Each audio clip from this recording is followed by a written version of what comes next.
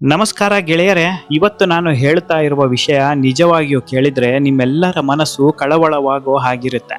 ದೇವರು, ಭಕ್ತಿ, ದೇಣಿಗೆ, ನಂಬಿಕೆ ಇವೆಲ್ಲ ನಮಗೆ ಎಷ್ಟು ಪವಿತ್ರ ಅನ್ನಿಸೋ ವಿಷಯಗಳು. ಈ ಒಂದು ನಂಬಿಕೆಗೆ ಏನಾದರೂ ತೊಂದರೆ ಆದರೆ ಜನಗಳ ಮನಸ್ಸಿಗೆ ತುಂಬಾ ನೋವಾಗುತ್ತೆ.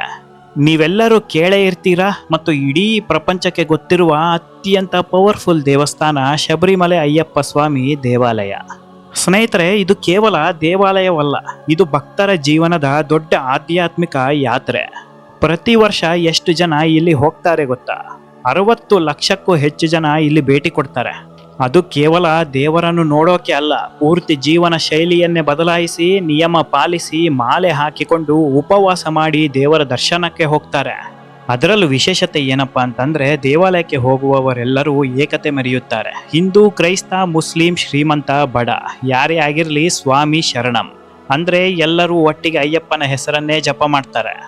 ಅಯ್ಯಪ್ಪ ಸ್ವಾಮಿ ಅಂತ ಹೇಳಿದ್ರೆ ನಂಬಿಕೆ, ಶಕ್ತಿ, ಶಾಂತಿ ಎಲ್ಲವೂ ಒಂದೇ ಆಗಿ ನಮಗೆ ನೆನಪಾಗುತ್ತೆ. ಇಂತಹ ಒಂದು ಪವಿತ್ರ ಸ್ಥಳದ ಬಗ್ಗೆ ಇತ್ತೀಚೆಗೆ ಬಂದ ಸುದ್ದಿ ಕೇಳಿದ್ರೆ ಮಾತ್ರ ಯಾರಿಗಾದ್ರೂ ಆಶ್ಚರ್ಯ ಆಗೇ ಆಗುತ್ತೆ ಮತ್ತು ಬೇಜಾರು ಕೂಡ ಆಗುತ್ತೆ.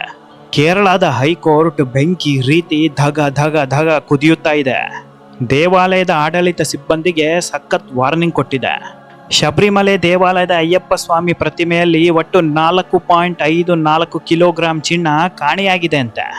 ಗೆಳೆಯರೇ, ಚಿನ್ನದ ಬೆಲೆಯ ಬಗ್ಗೆ ನಾನು ಏನು ಹೇಳುವ ಅವಶ್ಯಕತೆ ಇಲ್ಲ, ಎಲ್ಲ ನಿಮಗೆ ಗೊತ್ತು. 4.54 ಕಿಲೋಗ್ರಾಂ ಚಿನ್ನ ಅಂದರೆ ಬರೋಬ್ಬರಿ 4 ಕೋಟಿಗೂ ಹೆಚ್ಚು ಬೆಲೆ ಬಾಳುವ ಚಿನ್ನ. ಇದು ಸಾಮಾನ್ಯ ವಿಷಯನ? ಅಷ್ಟೊಂದು ಚಿನ್ನ ಸುಮ್ಮನೆ ಕಾಣೆಯಾಗೋದು ಅಂದ್ರೆ ಹೇಗೆ ಸಾಧ್ಯ? ದೇವರ ಪ್ರತಿಮೆಯ ಅಲಂಕಾರದಲ್ಲಿರುವ ಚಿನ್ನ ಕಾಣೆಯಾಗೋದು ಅಂದ್ರೆ ಅಯ್ಯಪ್ಪನ ಸ್ವಾಮಿಗೆ ಕೊಟ್ಟ ದೇಣಿಗೆ ಮಾಯವಾಗಿದೆ ಅಂತ ಅರ್ಥ.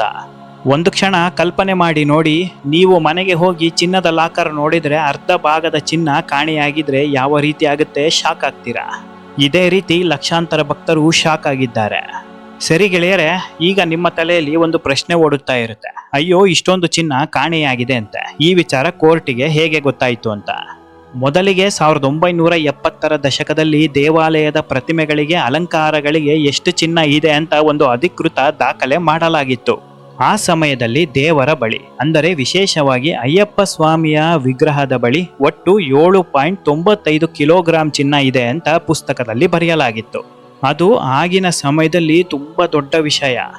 ಏಕೆಂದರೆ ಅಷ್ಟು ಚಿನ್ನ ಅಂದ್ರೆ ಆ ಕಾಲದ ಬೆಲೆಗೆ ಕೋಟಿ ಕೋಟಿ ರೂಪಾಯಿ.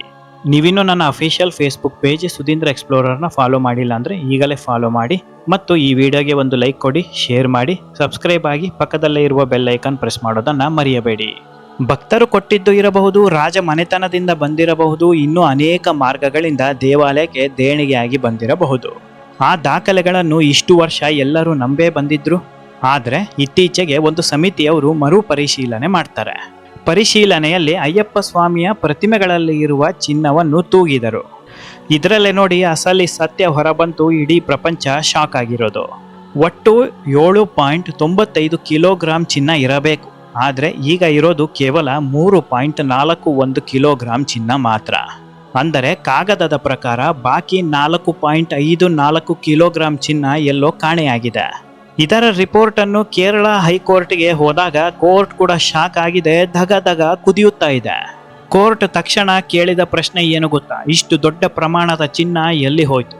ಯಾರಾದರೂ ಕದ್ದಿದ್ದಾರಾ, ಇಲ್ಲವಾ ದಾಖಲೆ ತಪ್ಪಾಗಿದೆನಾ? ಈ ವಿಷಯ ಖಂಡಿತವಾಗಿಯೂ ಸಣ್ಣದು ಅಲ್ಲವೇ ಅಲ್ಲ. ಇದರ ಹಿಂದೆ ಏನೋ ಒಂದು ದೊಡ್ಡ ಪ್ಲಾನ್ ಇರಬೇಕು, ಅಥವಾ ಹಳೆಯ ದಾಖಲೆಗಳಲ್ಲಿ ಯಾರಾದರೂ ತಪ್ಪು ಮಾಡಿರಬೇಕು. ಹೈಕೋರ್ಟ್ ತುಂಬಾ ಸೀರಿಯಸ್ ಆಗಿದೆ, ಇದನ್ನೆಲ್ಲ ಪತ್ತೆ ಹಚ್ಚಬೇಕು, ತನಿಖೆ ಆಗಬೇಕು ಅಂತ ಸ್ಪಷ್ಟ ಆದೇಶ ಕೊಟ್ಟಿದೆ. ಗೆಳೆಯರೆ, ಈ ವಿಚಾರ ಹೈಕೋರ್ಟ್ಗೆ ಬಂದಾಗ ಕೋರ್ಟ್ ಸುಮ್ಮನೆ ಕುಳಿತಿರಲಿಲ್ಲ. ಶಬರಿಮಲೆಯ ಅಯ್ಯಪ್ಪ ಸ್ವಾಮಿಯ ದೇವರ ಚಿನ್ನ ಕಣ್ಮರೆಯಾಗಿದೆ ಅಂದ್ರೆ ಇದು ತುಂಬಾ ಗಂಭೀರ ವಿಷಯ. ಇದರ ಹಿಂದೆ ಯಾರಿದ್ದಾರೆ, ಹೇಗೆ ಆಯಿತು, ತನಿಖೆ ಮಾಡಿ ಸತ್ಯ ಪತ್ತೆ ಹಚ್ಚಿ ಅಂತ ಆದೇಶ ಮಾಡಿದೆ. ಗೆಳೆಯರೇ, ನೀವೇ ಯೋಚನೆ ಮಾಡಿ ನೋಡಿ. ಭಕ್ತರು ಮನಸ್ಸು ತುಂಬಿ ಕೊಟ್ಟ ದೇಣಿಗೆಯನ್ನು ಕಾಪಾಡೋ ಜವಾಬ್ದಾರಿ ಯಾರದ್ದು? ದೇವಾಲಯದ ಟ್ರಸ್ಟ್, ಆಡಳಿತ ಮಂಡಳಿ, ಸರ್ಕಾರ ಎಲ್ಲರಿಗೂ ಅದನ್ನು ನೋಡಿಕೊಳ್ಳುವ ಹೊಣೆಗಾರಿಕೆ ಇದೆ. ಇಷ್ಟು ವರ್ಷ ಆದರೂ ಕೂಡ ಈ ಚಿನ್ನ ಕಳುವಾಗಿರೋದು ಯಾರಿಗೂ ಗೊತ್ತೇ ಆಗ್ಲಿಲ್ಲಲ್ವಾ? ನಿಜವಾಗಿಯೂ ಇದು ಇಡೀ ಪ್ರಪಂಚಕ್ಕೆ ಒಂದು ದೊಡ್ಡ ಶಾಕ್ ಆಗಿಬಿಟ್ಟಿದೆ. ಹೈಕೋರ್ಟ್ ಆದ್ದರಿಂದ ವಿಶೇಷವಾದ ತನಿಖೆ ಮಾಡಬೇಕು ಅಂತ ಆದೇಶ ಕೊಟ್ಟಿದೆ. ಇದನ್ನು ಸರಳವಾಗಿ ಅಯ್ಯೋ ದಾಖಲೆ ತಪ್ಪಿರಬಹುದು ಅಂತ ಬಿಟ್ಟು ಬಿಡೋದಕ್ಕೆ ಸಾಧ್ಯನೇ ಇಲ್ಲ. ಕೋರ್ಟ್ ಏನು ಹೇಳಿದೆ ಅಂತಂದ್ರೆ, ಪ್ರತಿಮೆಯಲ್ಲಿ ಎಷ್ಟು ಚಿನ್ನ ಇದೆ, ಎಷ್ಟು ಕಣ್ಮರೆಯಾಗಿದೆ, ಯಾರು ಹೊಣೆ, ಎಲ್ಲವೂ ಡೀಟೇಲ್ ಆಗಿ ಪತ್ತೆ ಮಾಡಬೇಕು. ಜನರಲ್ಲಿ ಒಂದು ದೊಡ್ಡ ಪ್ರಶ್ನೆ ಶುರುವಾಗಿದೆ. ಅದೇನಪ್ಪ ಅಂತಂದ್ರೆ, ನಮ್ಮ ಭಕ್ತಿಯನ್ನೇ ಯಾರಾದರೂ ಕದಿಯುತ್ತಿದ್ದಾರಾ ಶಬರಿಮಲೆಯಲ್ಲಿ ಅಂತ.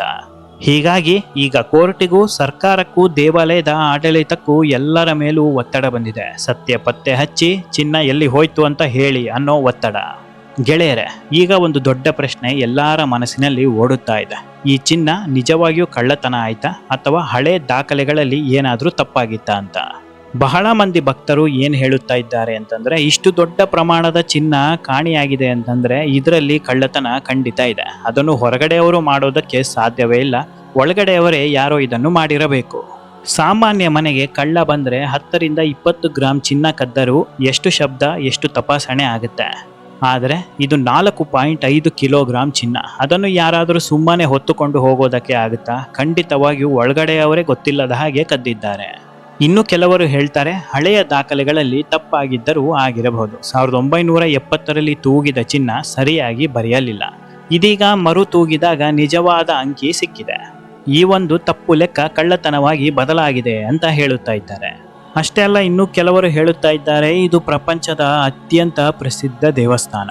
ದಾಖಲೆ ತಪ್ಪೇ ಆಗಿರಲಿ, ಕಳ್ಳತನನೇ ಆಗಿರಲಿ, ಇದರ ಹಿಂದೆ ಏನಿದೆ ಅನ್ನೋದನ್ನ ಪತ್ತೆ ಮಾಡಬೇಕು. ಇನ್ನು ಕೆಲ ಭಕ್ತಾದಿಗಳು ಹೇಳುತ್ತಾ ಇದ್ದಾರೆ, ದೇವರ ಚಿನ್ನ ಕಾಪಾಡಲಾಗದಿದ್ದರೆ ನಾವು ಕೊಟ್ಟ ಹಣ, ನಾವು ಕೊಟ್ಟ ದೇಣಿಗೆ ಯಾರು ಕಾಪಾಡ್ತಾರೆ? ಮನೆಗೆ ಕಳ್ಳ ಬಂದರೆ ಪೊಲೀಸರ ಮೇಲೆ ನಂಬಿಕೆ ಇಡ್ತೀವಿ, ಆದರೆ ದೇವಾಲಯಕ್ಕೆ ದೇಣಿಗೆ ಕೊಟ್ಟಾಗ ಅದು ಸುರಕ್ಷಿತವಾಗಿರುತ್ತೆ, ಸಮಾಜಮುಖಿ ಕೆಲಸಕ್ಕೆ ಉಪಯೋಗಕ್ಕೆ ಬರುತ್ತೆ ಅಂತ ಮನಸ್ಸಿನಲ್ಲಿ ಶಾಂತಿ ಇಡ್ತೀವಿ. ಈ ನಂಬಿಕೆಗೆ ಈಗ ದೊಡ್ಡ ಚುಕ್ಕೆ ಬಂದಂತಾಗಿದೆ. ಹಾಗಾಗಿ ಈಗ ಎಲ್ಲರ ಬಾಯಲ್ಲಿ ಒಂದೇ ಪ್ರಶ್ನೆ, ಈ ಚಿನ್ನ ನಿಜವಾಗಿಯೂ ಕಳ್ಳತನ ಆಯ್ತಾ ಅಥವಾ ದಾಖಲೆಯ ತಪ್ಪನ್ನೇ ದೊಡ್ಡ ವಿಷಯ ಮಾಡ್ತಾರಾ? ಗೆಳೆಯರೇ, ಈಗ ಪರಿಸ್ಥಿತಿ ಒಂದು ದೊಡ್ಡ ಪ್ರಶ್ನೆಗೆ ಬಂದು ನಿಂತಿದೆ. ಅಯ್ಯಪ್ಪ ಸ್ವಾಮಿಯ ಪ್ರತಿಮೆಯಲ್ಲಿ 4.54 ಕಿಲೋಗ್ರಾಂ ಚಿನ್ನ ನಿಜವಾಗಿಯೂ ಕಣ್ಮರೆಯಾಗಿದೆ ಅಥವಾ ಇದು ಕೇವಲ ದಾಖಲೆಯ ತಪ್ಪ? ಈ ಪ್ರಶ್ನೆಗೆ ಇವತ್ತಿನ ದಿನಕ್ಕೆ ಯಾರಿಗೂ ಸ್ಪಷ್ಟ ಉತ್ತರ ಇಲ್ಲ. ಆದರೆ ಹೈಕೋರ್ಟ್ ಈ ವಿಚಾರವನ್ನು ಹಗುರವಾಗಿ ತೆಗೆದುಕೊಂಡಿಲ್ಲ, ಸ್ಪಷ್ಟವಾಗಿ ಹೇಳಿದ್ದಾರೆ. ಶಬರಿಮಲೆ ದೇವಸ್ಥಾನ ಪ್ರಪಂಚದಲ್ಲಿ ಅತ್ಯಂತ ಪ್ರಸಿದ್ಧವಾದ ದೇವಸ್ಥಾನ ಪಟ್ಟಿಯಲ್ಲಿ 1ನೇ ಸ್ಥಾನದಲ್ಲಿ ಬರುತ್ತೆ. ಇದರ ಹಿಂದೆ ಏನು ಸತ್ಯ ಇದೆ ಅಂತ ಪತ್ತೆ ಮಾಡಿ ಭಕ್ತಾದಿಗಳಿಗೆ ಸ್ಪಷ್ಟನೆ ಕೊಡಿ ಅಂತ. ನೀವು ಯೋಚನೆ ಮಾಡಿ ನೋಡಿ, ಭಕ್ತರು ದೇವರ ಬಳಿ ಹೋಗಿ ಕೊಡುವ ದೇಣಿಗೆ ಅಂದ್ರೆ ಅದು ಕೇವಲ ಚಿನ್ನ ಅಥವಾ ಹಣ ಅಲ್ಲ, ಅದು ಒಂದು ನಂಬಿಕೆ, ಒಂದು ಭಕ್ತಿ, ಒಂದು ಪ್ರಾರ್ಥನೆ. ಈ ಒಂದು ನಂಬಿಕೆ, ಭಕ್ತಿ, ಪ್ರಾರ್ಥನೆ ದೇವರ ಬಳಿಯಿಂದ ಕಾಣೆಯಾಗಿದೆ ಅಂತಂದ್ರೆ ಈ ಸುದ್ದಿ ಕೇಳಿದ ಕೋಟಿ ಭಕ್ತಾದಿಗಳಿಗೆ ಎಷ್ಟು ನೋವಾಗುತ್ತೆ. ಈ ಸುದ್ದಿ ಕೇಳಿದ ಒಬ್ಬ ಅಜ್ಜ ಹೇಳ್ತಾರೆ, ನಾನು 30 ವರ್ಷಗಳಿಂದ ಪ್ರತಿ ವರ್ಷ ಶಬರಿಮಲೆಗೆ ಹೋಗ್ತಿದ್ದೀನಿ. ನನ್ನ ಕೈಯಲ್ಲಿ ಇದ್ದ ಚಿನ್ನದ ಉಂಗುರವನ್ನು ಕೂಡ ನಾನು ಅಲ್ಲಿ ದೇಣಿಗೆ ಕೊಟ್ಟಿದ್ದೇನೆ. ಇವತ್ತು ನಾನು ಕೊಟ್ಟಿರುವ ಚಿನ್ನ, ಉಂಗುರ ಸುರಕ್ಷಿತವಾಗಿಲ್ಲ ಅಂತ ಕೇಳಿದ್ರೆ ನನಗೆ ನಂಬಿಕೆ ಕಳೆದು ಹೋಗೋ ಹಾಗಾಗಿರುತ್ತೆ. ಇಂತಹ ಭಾವನೆಗಳು ಸಾವಿರಾರು ಜನರ ಮನಸ್ಸಿನಲ್ಲಿ ಈಗ ಮೂಡುತ್ತಿದೆ. ಇಲ್ಲಿ ಸರ್ಕಾರಕ್ಕೂ ದೇವಾಲಯದ ಟ್ರಸ್ಟಿಗೂ ದೊಡ್ಡ ಜವಾಬ್ದಾರಿ ಬಂದಿದೆ. ದೇವಾಲಯಕ್ಕೆ ಬಂದ ಪ್ರತಿ ರೂಪಾಯಿ, ಪ್ರತಿ ಚಿನ್ನದ ತೂಕವನ್ನು ಲೆಕ್ಕ ಇಟ್ಟು ಸುರಕ್ಷಿತವಾಗಿಡೋದು ನಮ್ಮ ಕರ್ತವ್ಯ ಅನ್ನೋ ಸಂದೇಶ ಕೊಡಲೇಬೇಕಾಗಿದೆ. ತಜ್ಞರಿಂದ ಮರು ತೂಕ ಮಾಪನ ಮಾಡಬೇಕು. ಹಳೆಯ ದಾಖಲೆಗಳನ್ನೆಲ್ಲ ಪರಿಶೀಲನೆ ಮಾಡಬೇಕು. ದೇವಾಲಯದ ಆಡಳಿತ ಮಂಡಳಿಯವರ ಮೇಲೆ ಪ್ರಶ್ನೆ ಕೇಳಬೇಕು. ಅಗತ್ಯವಿದ್ದರೆ CBI ತನಿಖೆ ಕೂಡ ಮಾಡಬೇಕು. ಇದರಿಂದ ಸತ್ಯ ಖಂಡಿತ ಹೊರಬರಬಹುದು. ಆದರೆ ಯಾವ ಸತ್ಯ ಹೊರ ಬರುತ್ತೆ ಅನ್ನೋದೇ ಈಗ ಒಂದು ಸಸ್ಪೆನ್ಸ್ ಆಗಿದೆ. ಗೆಳೆಯರೇ, ಶಬರಿಮಲೆ ದೇವಾಲಯದ ಈ ಚಿನ್ನ ಕಾಣೆಯಾದ ಪ್ರಕರಣ ಇದು ಕೇವಲ ಒಂದು ಕಾನೂನು ವಿಚಾರ ಮಾತ್ರವಲ್ಲ, ಇದು ಭಕ್ತರ ನಂಬಿಕೆಯ ವಿಚಾರ. ನಿಮಗೆ ಏನನಿಸುತ್ತೆ? ಇದು ನಿಜವಾಗಿಯೂ ಕಳ್ಳತನನ ಅಥವಾ ದಾಖಲೆಯ ತಪ್ಪ? ನೀವು ಭಕ್ತರಾಗಿ ಈ ಬಗ್ಗೆ ಏನು ಅನಿಸುತ್ತದೆ ಕಮೆಂಟ್ ಮೂಲಕ ತಿಳಿಸಿ. ನನಗೆ ಏನನಿಸುತ್ತೆ ಅಂತ ನೀವು ಪ್ರಶ್ನೆ ಕೇಳಿದ್ರೆ, ಇದು ಖಂಡಿತವಾಗಿಯೂ ದಾಖಲೆ ತಪ್ಪು ಆಗಿರೋದಕ್ಕೆ ಸಾಧ್ಯವಿಲ್ಲ. ದಾಖಲೆ ತಪ್ಪಾಗಿದ್ರೆ 10 ಗ್ರಾಂ, 20 ಗ್ರಾಂ, 30 ಗ್ರಾಂ ಲೆಕ್ಕದಲ್ಲಿ ದಾಖಲೆ ತಪ್ಪಾಗಿರಬಹುದು. ಬರೋಬ್ಬರಿ 4 kgಯಷ್ಟು ಚಿನ್ನದ ದಾಖಲೆ ತಪ್ಪಾಗಿರೋದಕ್ಕೆ ಹೇಗೆ ಸಾಧ್ಯ? 8 kg ಚಿನ್ನನ 3 kg ಚಿನ್ನ ಅಂತ ದಾಖಲೆಗೆ ಹೇಗೆ ಬರೀತಾರೆ? ಇದು ಖಂಡಿತವಾಗಿಯೂ ದಾಖಲೆ ತಪ್ಪಲ್ಲ ಅಂತ ನನ್ನ ಅಭಿಪ್ರಾಯ ಕೊಡ್ತಾ ಇದ್ದೀನಿ ಅಷ್ಟೇ. ದಯವಿಟ್ಟು ಈ ವಿಡಿಯೋನ ಶಬರಿಮಲೆ ಭಕ್ತರು ಎಲ್ಲರಿಗೂ ಶೇರ್ ಮಾಡಿ, ಎಲ್ಲ ಭಕ್ತಾದಿಗಳಿಗೂ ಈ ಒಂದು ವಿಚಾರ ಗೊತ್ತಿರಲಿ. ಇದೇ ರೀತಿ ಇಂಟ್ರೆಸ್ಟಿಂಗ್ ವಿಚಾರದೊಂದಿಗೆ ಖಂಡಿತ ಮತ್ತೆ ಮುಂದಿನ ವಿಡಿಯೋದಲ್ಲಿ ಸಿಗ್ತೇನೆ. ಅಲ್ಲಿವರೆಗೂ ಎಲ್ಲರಿಗೂ ಶುಭ ದಿನ. ನೀವಿನ್ನೂ ನನ್ನ ಅಫಿಷಿಯಲ್ ಫೇಸ್ಬುಕ್ ಪೇಜ್ ಸುಧೀಂದ್ರ ಎಕ್ಸ್ಪ್ಲೋರರ್ನ ಫಾಲೋ ಮಾಡಿಲ್ಲ ಅಂದರೆ ಈಗಲೇ ಫಾಲೋ ಮಾಡಿ, ದಯವಿಟ್ಟು ಮರೆಯಬೇಡಿ.